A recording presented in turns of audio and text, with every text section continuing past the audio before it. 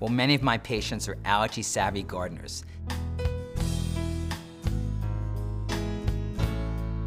If they're working in the garden, they should have a garden allergy plan.